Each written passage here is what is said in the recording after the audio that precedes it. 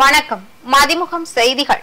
இன்றைய முக்கிய நிகழ்வுகளை பார்ப்பதற்கு முன்பாக தலைப்பு செய்திகளை பார்க்கலாம். தமிழகத்திற்கு தேவையான அனைத்து உதவிகளும் செய்யப்படும், முதல்வரிடம் பிரதமர் மோடி உறுதி.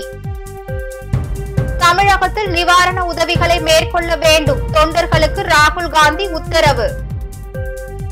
முதலமைச்சர் மு.க. ஸ்டாலின் விமர்சனங்களை கண்டு ஓடி ஒளிபவர் இல்லை, அமைச்சர் சேகர் பாபு பதிலடி. தமிழகத்தில் 15 மாவட்டங்களில் கனமழைக்கு வாய்ப்பு, வானிலை ஆய்வு மையம் தகவல்.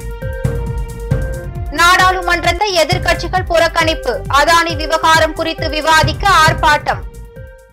தமிழகத்திற்கு தேவையான அனைத்து உதவிகளும் செய்யப்படும் என முதலமைச்சர் மு.க. ஸ்டாலினிடம் பிரதமர் மோடி உறுதி அளித்துள்ளார். தமிழகத்தில் பெஞ்சல் புயலால் ஏற்பட்டுள்ள சேதங்களை தற்காலிகமாக சீரமைக்க தேசிய பேரிடர் நிவாரண நிதியில் இருந்து 2000 கோடி ரூபாய் வழங்க கோரி பிரதமர் மோடிக்கு முதலமைச்சர் மு.க. ஸ்டாலின் கடிதம் எழுதியுள்ளார். இந்நிலையில் பெஞ்சல் புயல் பாதிப்புகள் தொடர்பாக முதல்வர் ஸ்டாலினிடம் பிரதமர் மோடி தொலைபேசி வாயிலாக கேட்டறிந்தார். அப்போது புயல் மற்றும் வெள்ளத்தால் பாதிக்கப்பட்ட தமிழகத்திற்கு அனைத்து உதவிகளும் வழங்கப்படும் என பிரதமர் மோடி உறுதி அளித்துள்ளார். இது தொடர்பாக முதலமைச்சர் மு.க. ஸ்டாலின் வெளியிட்டுள்ள எக்ஸ்தல பதிவில் பெஞ்சல் புயல் தமிழகத்தில் ஏற்படுத்தியுள்ள கடுமையான பாதிப்புகள் குறித்து பிரதமர் மோடி தொலைபேசி வாயிலாக தன்னை தொடர்பு கொண்டு கேட்டறிந்ததாக பதிவிட்டுள்ளார். மேலும் தமிழகத்தின் இந்த கோரிக்கையை பிரதமர் உடனடியாக பரிசீலித்து அதற்கான நடவடிக்கைகளை மேற்கொள்வார் என்று உறுதிபட நம்புவதாகவும் முதலமைச்சர் மு.க. ஸ்டாலின் பதிவிட்டுள்ளார். தமிழ்நாட்டில் நிவாரண உதவிகளை மேற்கொள்ள காங்கிரஸ் தொண்டர்களுக்கு மக்களவை எதிர்க்கட்சித் தலைவர் ராகுல் காந்தி உத்தரவிட்டுள்ளார். இது தொடர்பாக ராகுல் காந்தி வெளியிட்டுள்ள எக்ஸ்தல பதிவில் பெஞ்சல் புயலால் தமிழ்நாட்டில் ஏற்பட்டுள்ள பாதிப்பை கண்டு மனமுடைந்ததாகவும் உயிரிழந்தவர்களுக்கு ஆழ்ந்த இரங்கலையும் தங்களின் உடைமைகளை இழந்தவர்களுக்கு ஆறுதல்களையும் தெரிவித்துள்ளார். மேலும் மாநிலத்தில் உள்ள அனைத்து காங்கிரஸ் தொண்டர்களும் முடிந்தவரை நிவாரண பணிகளில் நிர்வாகத்திற்கு உதவ முன்வருமாறு கேட்டுக்கொள்கிறேன் என பதிவிட்டுள்ளார். முதலமைச்சர் மு.க. ஸ்டாலின் விமர்சனங்களை கண்டு ஓடி ஒளிபவர் இல்லை என அமைச்சர் சேகர் பாபு தெரிவித்துள்ளார். சென்னை வில்லிவாக்கம் தொகுதிக்கு உட்பட்ட நியூ ஆவடி சாலை காந்தி நகரில் கட்டப்பட்டு வரும் தமிழ்நாடு நகர்ப்புற வாழ்விட மேம்பாட்டு வாரிய குடியிருப்புகளை இந்து சமய அறநிலைத்துறை அமைச்சரும் சென்னை பெருநகர வளர்ச்சி குழுமத்தின் தலைவருமான சேகர் பாபு நேரில் பார்வையிட்டு ஆய்வு செய்தார். அதனைத் தொடர்ந்து சேத்துப்பட்டு ஹாரிங்டன் சாலையில் ஏற்கனவே உள்ள சமுதாய நலக்கூடம் இடித்து சிஎம்டிஏ சார்பில் கட்டப்பட உள்ள புதிய சமுதாய நலக்கூடத்திற்கான இடத்தை பார்வையிட்டு ஆய்வு செய்தார். பின்னர் ஜார்ஜ் டவுன் PRN கார்டன் பகுதியில் கட்டப்பட்டு வரும் தமிழ்நாடு நகர்ப்புற வாழ்விட மேம்பாட்டு வாரிய குடியிருப்புகள் இடத்தினை பார்வையிட்டு ஆய்வு செய்தார். இதனைத் தொடர்ந்து செய்தியாளர்களிடம் பேசிய அமைச்சர் சேகர் பாபு, திருவண்ணாமலை தீப கிரிவல பாதையில் பிரச்சனைகள் ஏதேனும் ஏற்பட்டால் போர்க்கால அடிப்படையில் சரி செய்யப்படும் எனவும் மக்கள் கூட்டம் அதிகமாக வந்தாலும் தேவையான அனைத்து வசதிகளும் ஏற்பாடு செய்யப்பட்டுள்ளதாக தெரிவித்தார். மக்கள் நன்றாக முதலமைச்சர் அவருடைய பணியை பாராட்டிக் கொண்டிருக்கின்றார்கள். மழை பெருமழை வெள்ளம் வந்ததிலிருந்து ஓயாமல் மாண்புமிகு முதலமைச்சர் அவர்களும் துணை முதலமைச்சர் அவர்களும் அதேபோல் அந்தந்த மாவட்டத்தில் இருக்கின்ற அமைச்சர்களும் நாடாளுமன்ற உறுப்பினர், சட்டமன்ற உறுப்பினர், உள்ளாட்சி பிரதிநிதிகள், அரசு துறை சார்ந்த அனுபவம் வாய்ந்த திறமை மிக்க அதிகாரிகள் அனைவரும் களத்தில் நின்று பணியாற்றிக் கொண்டிருக்கின்றார்கள். புயல் எச்சரிக்கை வந்ததிலிருந்து முன்னெச்சரிக்கை நடவடிக்கை என்று பெருமழை வெள்ளத்தின் போது எவ்வளவு பணியாற்ற முடியுமோ அந்த பணியை முன்கூட்டியே மேற்கொண்ட அரசு இந்த அரசு. புயல் மழை வெள்ளம் வந்த பிறகும் வீட்டிலே முடங்கிவிடாமல் வீதிக்கு வந்து மக்கள் குறைகளை கேட்டு முழுமையான நிவாரணம் தேடிக்கொண்டிருக்கின்ற அரசு இந்த அரசு. எதிர்கட்சிகள் என்பது எதிரி கட்சிகளாக இருக்கக்கூடாது. குறைகளை கூறுங்கள், சுட்டிக்காட்டுங்கள், நிவர்த்தி செய்வதற்கு எங்கள் முதல்வர் தயாராக இருக்கின்றார். விமர்சனங்களை கண்டு ஓடி ஒளிபவர் அல்ல. ஆகவே அவர் சுட்டிக்காட்டியபடி இன்னும் அதிகமாக கூடுதல் கவனத்தை செலுத்த இந்த அரசு தயாராக இருக்கிறது.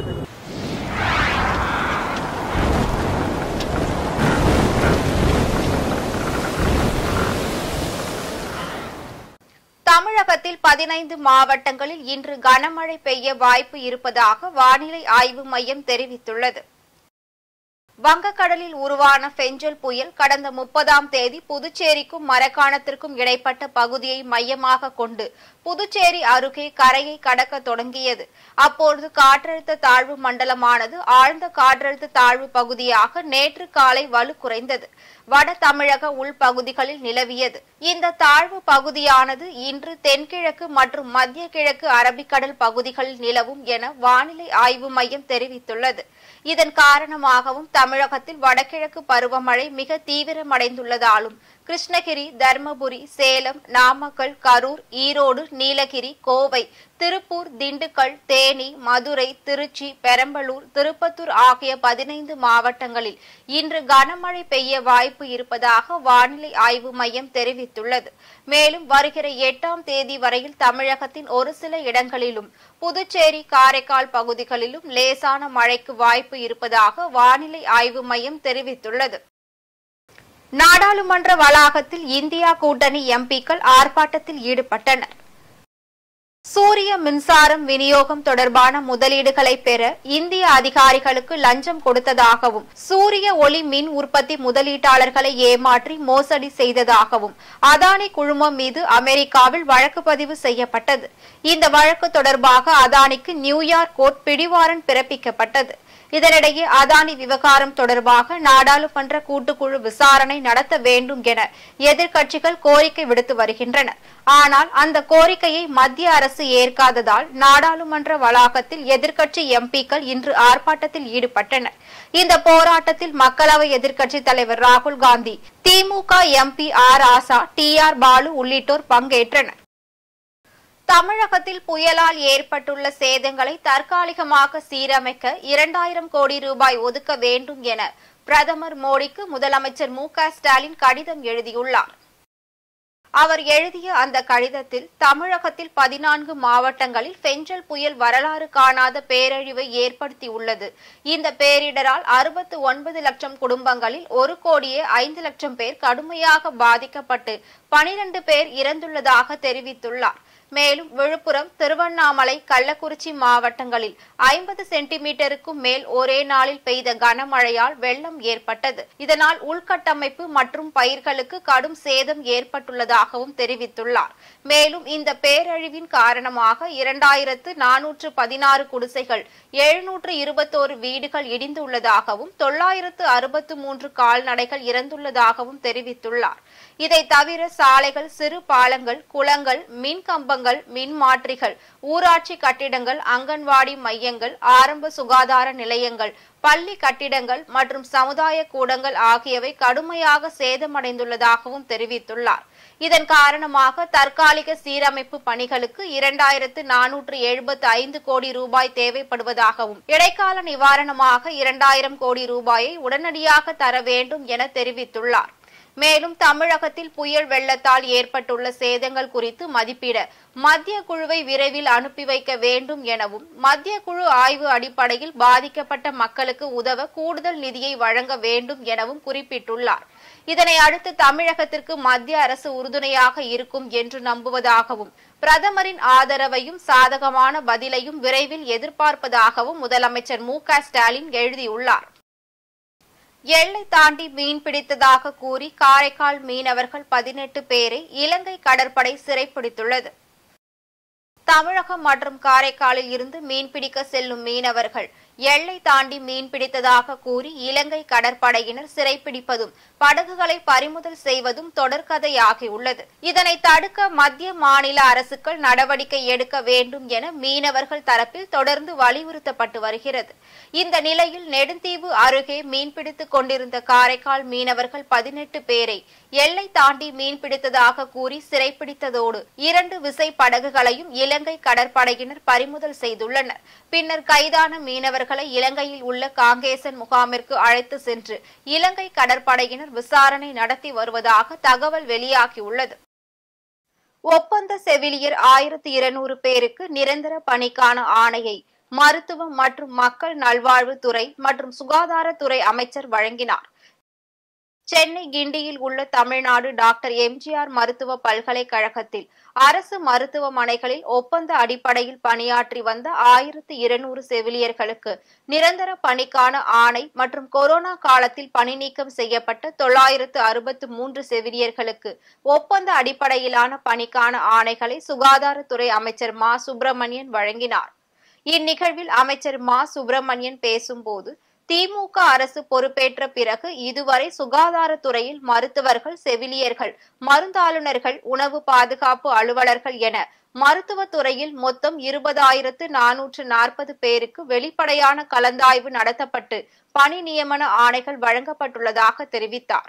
1412 ஒப்பந்த அடிப்படையிலான செவிலியர்கள், 1418 தற்காலிக செவிலியர்களுக்கு நிரந்தர செவிலியர்கள், 946 மருந்தாளுநர்கள், 127 உணவு பாதுகாப்பு அலுவலர்கள், அதேபோல் தமிழ்நாடு அரசு பணியாளர் தேர்வாணையத்தின் வாயிலாக இளநிலை உதவியாளர்கள், தட்டச்சர்கள், சுருக்கெழுத்தர்கள், சுகாதார அலுவலர்கள், அதேபோல் நேஷனல் ஹெல்த் மிஷன் வாயிலாக NHM வாயிலாக டிஸ்ட்ரிக்ட் ஹெல்த் சொசைட்டியில் சுகாதார ஆய்வாளர்கள், செவிலியர்கள், அதாவது பல் மருத்துவர்கள், பல் மருத்துவ உதவியாளர்கள், செவிலியர்கள் என்று இதுவரை 20,440 பேருக்கு இந்த 3.5 ஆண்டு காலத்தில் பணி நியமனங்கள் செய்யப்பட்டிருக்கிறது. மனிதாபிமானத்தோடு, மனித நேயத்தோடு மாண்புமிகு தமிழ்நாட்டின் முதலமைச்சர் அவர்களால் பல்வேறு வகைகளில் அந்த ஊதிய உயர்வும் தொடர்ந்து வழங்கப்பட்டு வருகிறது. திருவண்ணாமலை மண் சரிவில் உயிர் இழந்தோர் குடும்பத்திற்கு 5 லட்சம் ரூபாய் நிதி உதவியை தமிழக துணை முதலமைச்சர் உதயநிதி ஸ்டாலின் அறிவித்துள்ளார். திருவண்ணாமலையில் கடந்த சில நாட்களாக பெய்து வரும் தொடர் கனமழையால் மண் சரிவு ஏற்பட்டுள்ளது. அதில் ஒரே குடும்பத்தை சேர்ந்த 7 பேர் மண் சரிவில் சிக்கி உயிரிழந்துள்ளனர். இதனை அடுத்து தமிழக துணை முதலமைச்சர் உதயநிதி ஸ்டாலின் பாதிக்கப்பட்ட மக்களை சந்தித்து ஆறுதல் கூறி நிவாரண உதவி பொருட்களை வழங்கினார். அதனைத் தொடர்ந்து செய்தியாளர்களிடம் பேசிய அவர், இப்பகுதியில் குடியிருப்பவர்கள் இங்கிருந்து வெளியேற விரும்பினால் அவர்களுக்கு அடுக்குமாடி குடியிருப்புகள் கட்டி தரப்படும் என்றும், மண் சரிவில் சிக்கி இறந்தவர்களின் குடும்பத்திற்கு 5 லட்சம் ரூபாய் வழங்கப்படும் என்றும் தெரிவித்தார். இந்நிகழ்வின் போது தமிழக சட்டப்பேரவை துணை சபாநாயகர் கு. பிச்சாண்டி, மாவட்ட ஆட்சியர் பாஸ்கர பாண்டியன், மாவட்ட காவல்துறை கண்காணிப்பாளர் சுதாகர் மற்றும் திருவண்ணாமலை நாடாளுமன்ற உறுப்பினர் அண்ணாதுரை உட்பட பலரும் இருந்தனர். மழையிலிருந்து ஏற்பட்ட மண் சரிவு மற்றும் பாறை சரிவில் சிக்கிய 7 உயிர்கள் பறிபோயிருப்பது மிகுந்த ஒரு வேதனைக்குரிய ஒரு விஷயம். அவருடைய மரணத்திற்கு இரங்கலை அரசின் சார்பாக தெரிவித்துக் கொள்கின்றோம். மேலும் அவருடைய உறவினர்களுக்கு என்னுடைய ஆறுதலை தெரிவித்துக் கொள்கின்றேன். மாண்புமிகு தமிழக முதலமைச்சர் அவர்கள் உயிரிழந்தவருடைய குடும்பங்களுக்கு இழப்பீடாக தலா ரூபாய் 5 லட்சத்தை வழங்க உத்தரவிட்டிருக்கிறாங்க. அதனை நாளை மாலைக்குள் கொடுக்க வேண்டும் என்று மாவட்ட ஆட்சியர் சொல்லியிருக்கின்றேன். மேலும் திருவண்ணாமலையில் மண் சரிவு ஏற்பட்டதால் அரசு எடுக்கும் நடவடிக்கைகளுக்கு ஒத்துழைப்பு தந்து பொதுமக்கள் பாதுகாப்பான இடத்தில் தங்கிட வேண்டும் என்று கேட்டுக்கொள்கின்றோம். அது மட்டும் இல்லாமல் சென்னை IIT-இலிருந்து இந்த சாயில் டெஸ்ட் வந்து டெக்னீஷியன் IIT சேர்ந்த திரு மோகன் கோவிநாதன் அவங்களாம் வந்திருக்கிறாங்க. அவங்க நாளை காலையில் வந்து இந்த இடத்துல வந்து சாயிலோட தரத்தை பற்றி ஆய்வு செய்வாங்க. சார், இப்போ இதே போல பேரிடர் மீட்புல இந்த மாதிரி நடக்குது. இந்த மழை வந்து நம்ம கணிக்க முடியாத அளவுக்கு நடக்குது. இப்போ அண்ணாமலை மலையை சுற்றி இருக்கக்கூடிய பொதுமக்களுக்கு ஒரு பாதுகாப்பான அவங்க கேட்கறது என்னன்னா, வேறு இடங்கள்ல ஒரு அடுக்குமாடி இல்லை அவங்களுக்கு தனியாக அவங்களுக்கு கொடுத்துட்டாங்கன்னா, ஒரு சில பேர் ஆக்கிரமிப்பில் இருக்காங்க, ஒரு சில பேர் பட்டாவோட இருக்காங்க. இதை ஆய்வு செய்து இனி வரும் காலங்களில், ஏன்னா இப்போ தீப திருவிழாவாக நடக்க போகுது, வெளியில் வரதுக்கு அவங்க தயாராக இருந்தால் நாங்கள் கண்டிப்பாக வெளியே மாற்றுகிறோம். ஆயுள் மற்றும் மருத்துவ காப்பீட்டின் மீதான GST வரியை நீக்க வேண்டும் என நாடாளுமன்றத்தில் தயாநிதி மாறன் MP வலியுறுத்தியுள்ளார். நாடாளுமன்ற குளிர்கால கூட்டத்தொடர் கடந்த நவம்பர் 25ஆம் தேதி தொடங்கி நடைபெற்று வருகிறது.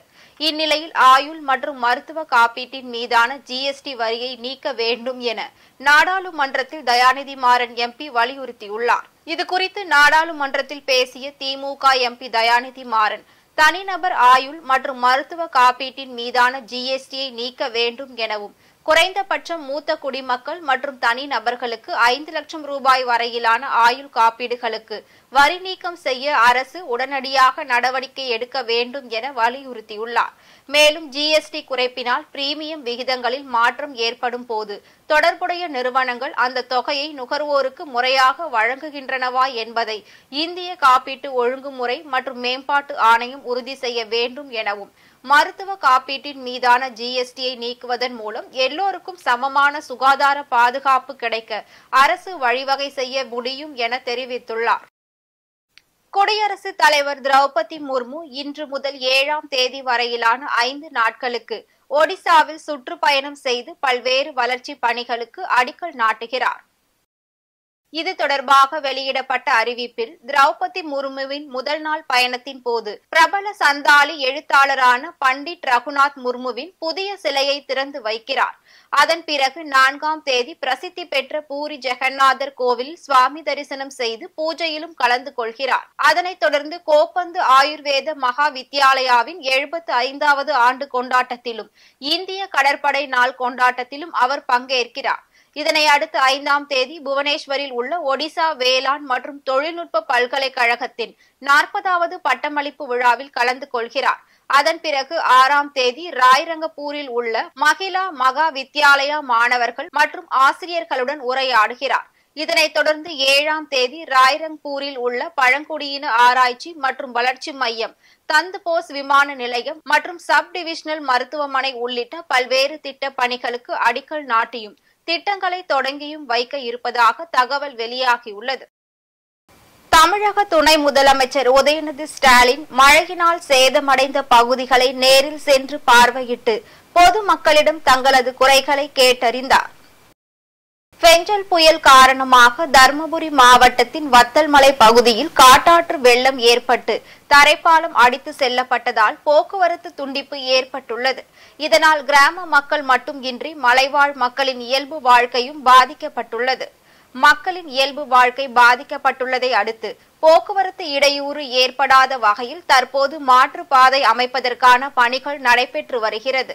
இதனை தமிழக துணை முதலமைச்சர் உதயநிதி ஸ்டாலின் நேரில் சென்று பார்வையிட்டு ஆய்வு செய்தார்.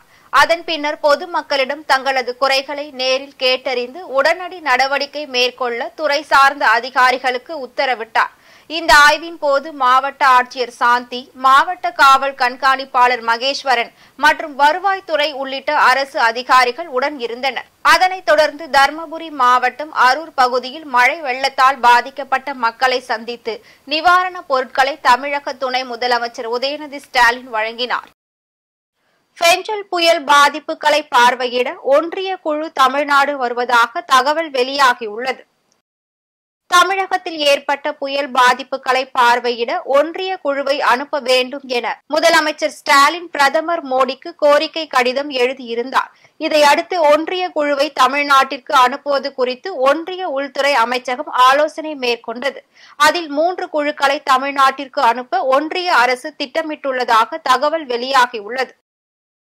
ஈரோடு ஆருத்ரா கபாலீஸ்வரர் கோவிலில் முறைகேட்டில் ஈடுபட்டவர்கள் மீது எவ்வித நடவடிக்கையும் மேற்கொள்ளவில்லை என முன்னாள் ஐஜி பொன் மாணிக்கவேல் குற்றம் சாட்டு அளித்துள்ளார். ஈரோடு ஆருத்ரா கபாலீஸ்வரர் கோவிலில் பக்தர்கள் காணிக்கையாக செலுத்தும் பணத்தில் முறைகேடுகள் நிகழ்ந்துள்ளதாக சிவபிரகாசம் என்பவர் சிலை கடத்தல் தடுப்பு பிரிவு முன்னாள் ஐஜி பொன் மாணிக்கவேல் அவர்களிடம் தகவலை தெரிவித்துள்ளார். இதனை அடுத்து இன்று செய்தியாளர்களிடம் பேசிய பொன் மாணிக்கவேல், கடந்த 2017ஆம் ஆண்டு கோவில் சொத்துக்கள் மற்றும் உண்டியல் காணிக்கை பணத்தில் இருந்து 29 லட்சம் ரூபாய் வரை மோசடி நிகழ்ந்துள்ளதாகவும், இந்த குற்ற வழக்கில் தொடர்புடைய இணை ஆணையர், செயல் அலுவலர்கள் சந்திரசேகர், கங்காதரன் மற்றும் முத்துசாமி ஆகியோர் மீது எவ்வித நடவடிக்கையும் மேற்கொள்ளவில்லை என்று தெரிவித்துள்ளார். தமிழகத்தில் இதுபோன்று திருக்காரூர், திருவாரூர் மற்றும் பழனி போன்ற பெரும்பாலான கோவில்களில் தவறுகள் நடந்து வருவதாகவும், சம்பந்தப்பட்டவர்கள் மீது இந்து சமய அறநிலையத்துறை அமைச்சர் சேகர் பாபு நடவடிக்கை மேற்கொள்ள வேண்டும் என கேட்டுக் கொண்டுள்ளார். அந்த கோயிலை காலையில் வந்து பார்வையிட்டேன். என்னை அவர் மிஸ்டர் சிவபிரகாசம், இந்த உங்கள் ஊரை சேர்ந்தவர், அவர் என்னை தொடர்பு கொண்டார். ஒரு சில பிரச்சனைகள் என்று சொன்னார். நான் உடனே என்னைக்கு சொன்னனோ அதுக்கு அடுத்த நாளே கிளம்பி வந்தேன். அடுத்த நாள் ஒரு நாளுக்கு தள்ளி நான் கிளம்பி வந்திருக்கேன். இந்த கோயிலை பார்வையிட்டு ரொம்ப பழமையான கோயில், புராதன கோயில். அந்த புராதனத்தினுடைய கேரக்டர் எல்லாமே அழிக்கப்பட்டிருக்கு.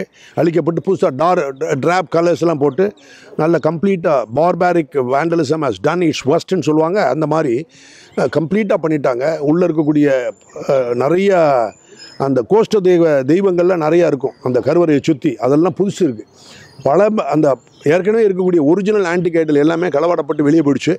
அது யாருக்கும் தெரியலை. என்ன காரணம்னா அதுக்கு போன அந்த புரிதல் அவங்களுக்கு இல்லை, அறிவும் இல்லைன்னு சொல்லலாம்.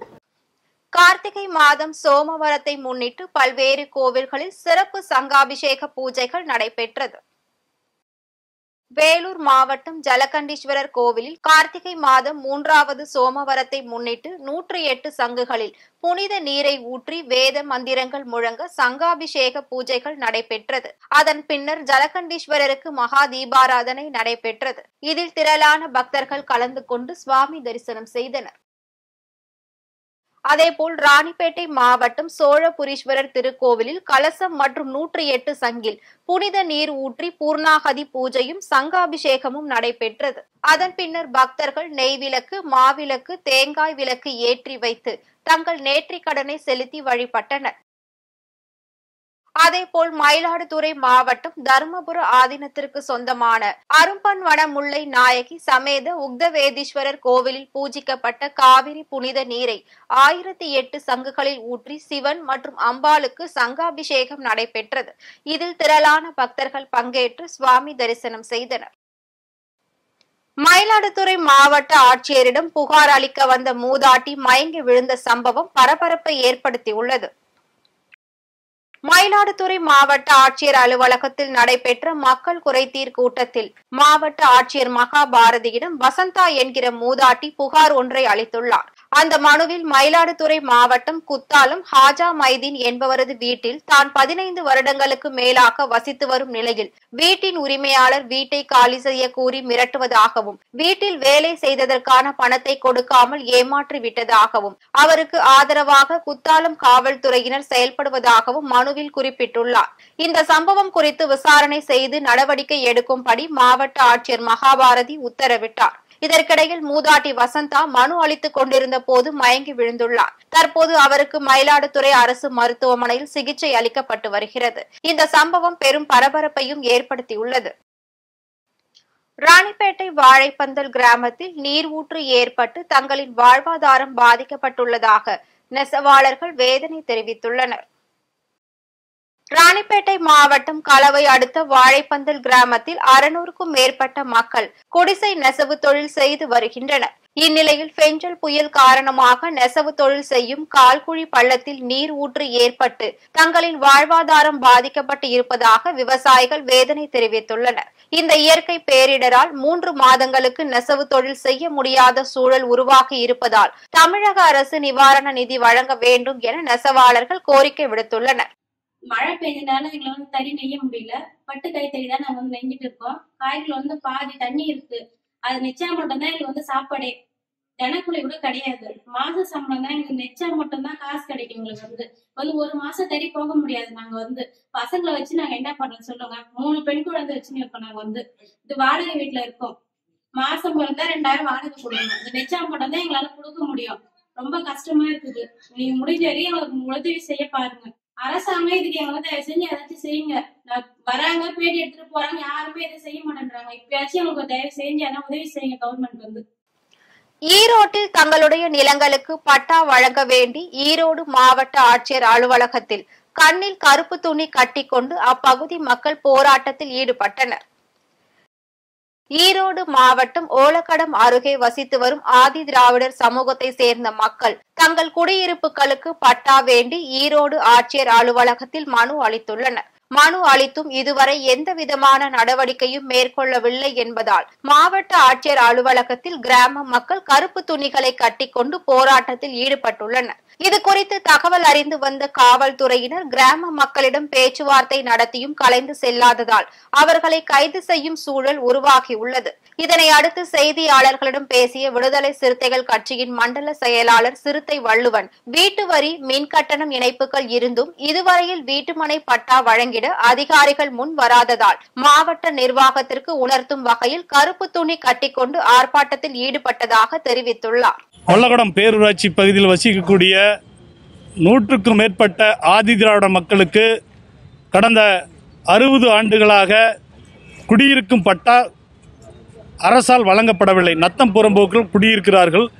ஆனால் அரசு சார்பில் இதுவரைக்கும் பல முறை மனு கொடுத்தும் பல முறை பல கட்ட போராட்டம் நடத்தியும் மாவட்ட நிர்வாகம் இதுவரை பட்டா வழங்கவில்லை.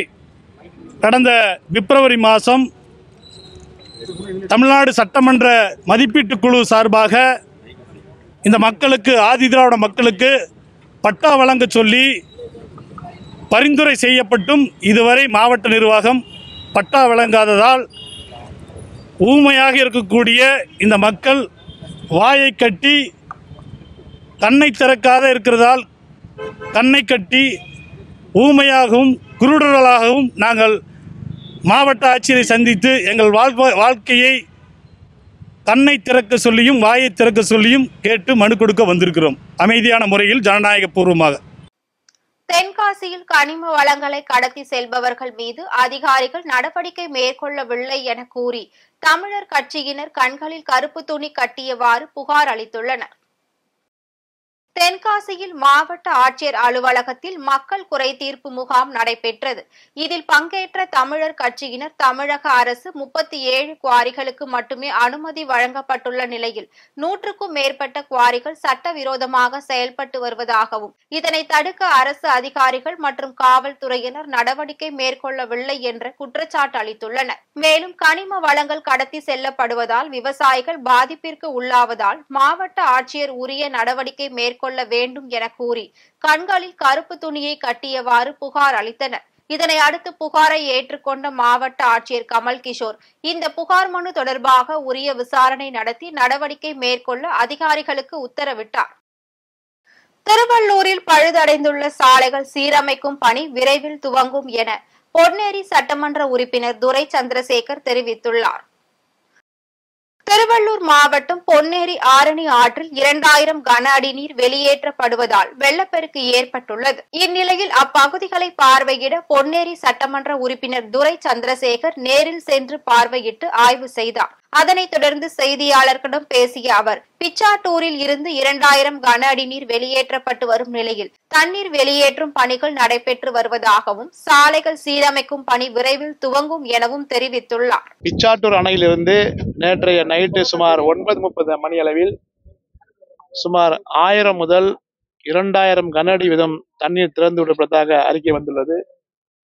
அதன் அடிப்படையில் ஆரணி ஆற்றங்கரையினுடைய அனைத்து கரைகளையும் நாங்கள் ஆய்வு செய்த போது பாதுகாப்பாக உள்ளது. மேற்கொண்டு தண்ணீர் திறந்துவிட்டாலும் கூட மக்களுக்கு எந்த பாதிப்பும் வராத அளவிற்கு அனைத்து பணிகள் நடைபெற்றுக் கொண்டிருப்பதை தெரிவித்துள்ளது. இன்றைய தங்கம் வெள்ளி விலை வழங்குவோர் அட்டிகா கோல்ட் கம்பெனி. சென்னையில் 22 கேரட் ஆபரண தங்கத்தின் விலை சவரனுக்கு 320 ரூபாய் அதிகரித்து 57,040 ரூபாய்க்கும், கிராமிற்கு 40 ரூபாய் அதிகரித்து 7,130 ரூபாய்க்கும் விற்பனை செய்யப்படுகிறது. வெள்ளியின் விலை கிராமிற்கு எவ்வித மாற்றமும் இன்றி 99 ரூபாய் 50 காசுகளுக்கு விற்பனை செய்யப்படுகிறது. கினியா நாட்டில் நடந்த கால்பந்து போட்டியில் ரசிகர்களுக்கு இடையே நடந்த வன்முறையால் 100க்கும் மேற்பட்டோர் உயிரிழந்துள்ளனர். மேற்கு ஆப்பிரிக்க நாடுகளில் ஒன்றான கினியாவில் நசரகோரே நகரில் உள்ள ஸ்டேடியத்தில் உள்ளூர் கால்பந்து அணிகள் இடையே இறுதிப் போட்டி நடைபெற்றுள்ளது. அப்போது போட்டியின் 82வது நிமிடத்தில் வீரர் ஒருவருக்கு நடுவர் சிவப்பு அட்டையை காண்பித்துள்ளார். இப்போட்டியில் நடுவர் முறைகேடாக நடந்து கொண்டதாக கோரி ரசிகர்கள் கற்களை வீசி வன்முறையில் ஈடுபட்டுள்ளனர். இதனால் மைதானத்தை விட்டு வெளியேற முடியாமல் கூட்ட நெரிசலில் சிக்கி 100க்கும் மேற்பட்டோர் உயிரிழந்துள்ளனர். மீண்டும் தலைப்புச் செய்திகள். தமிழகத்திற்கு தேவையான அனைத்து உதவிகளும் செய்யப்படும், முதல்வரிடம் பிரதமர் மோடி உறுதி. தமிழகத்தில் நிவாரண உதவிகளை மேற்கொள்ள வேண்டும், தொண்டர்களுக்கு ராகுல் காந்தி உத்தரவு. முதலமைச்சர் மு க ஸ்டாலின் விமர்சனங்களை கண்டு ஓடி ஒளிபவர் இல்லை, அமைச்சர் சேகர் பாபு பதிலடி. தமிழகத்தில் 15 மாவட்டங்களில் கனமழைக்கு வாய்ப்பு, வானிலை ஆய்வு மையம் தகவல். நாடாளுமன்றத்தை எதிர்க்கட்சிகள் புறக்கணிப்பு, அதானி விவகாரம் குறித்து விவாதிக்க ஆர்ப்பாட்டம். இத்துடன் செய்திகள் நிறைவடைந்தன. மீண்டும் செய்திகள் இரவு 8 மணிக்கு. மேலும் செய்திகளை தெரிந்து கொள்ள மதிமுகம் பிரைம் யூடியூப் தளத்தில் இணைந்திருங்கள்.